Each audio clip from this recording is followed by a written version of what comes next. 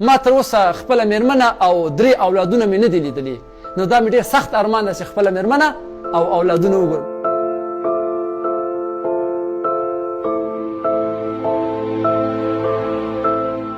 زه ولی محمد نوري افغان نابینا د منډې لوبغاړی چې تر اوسه پورې مې 7 نړیوالې رقابتي سیالۍ ترسره کړي دي.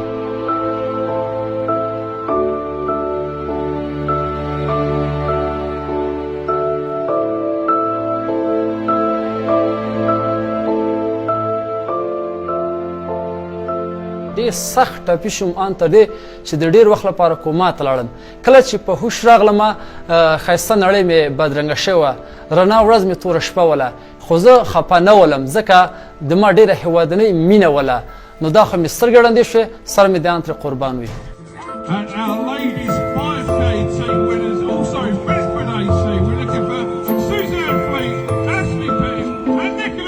زما یوه سیالۍ وه په نامه د لندن ماراتان چې دا 42 کیلومتره نن سټاپ نه ودرېدونکې منډه وله چې په دې سیالۍ کې زه په 10 غوره لوبغاړو کې راغلم.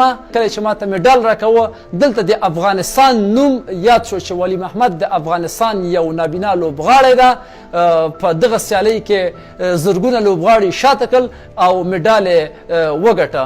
نو دا د افغانستان نوم چې کله یاد شو نو په دغه وخت کې زه ډېر خوشحاله شوم. دوستانو زه د دغه سترې بریا د دغه امتیاز زما کس په ټولو افغانانو ته تبریکي وایم.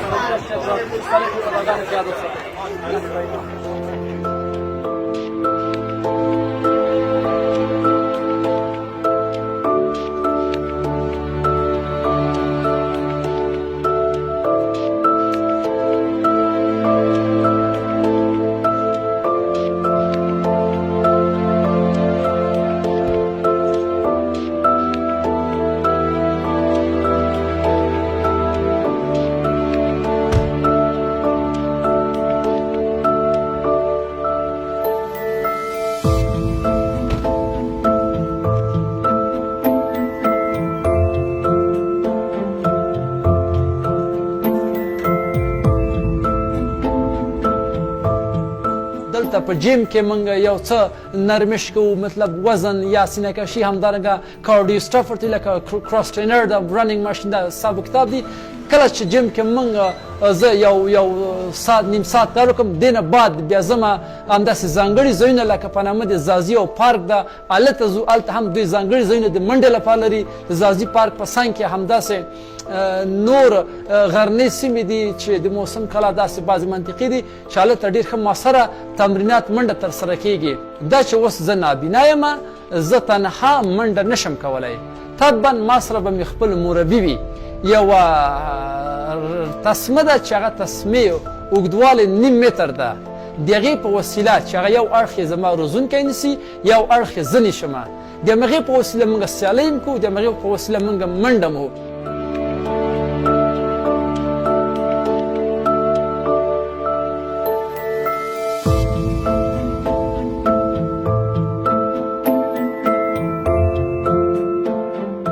زه روزونکی یم، د خپل د ژوند شته تجربې له حکومتي ادارو سره شریکوم تر څو هغوی وتوانېږي چې په کوم ډول یو نابینا سره چلند وکړي. دا خو زه نابینا یم، زه د خپل ژوند تجربې ورسره شریکوم. الحمدلله ژوند په خپله ځان به په خپله پخ ودرولی ده.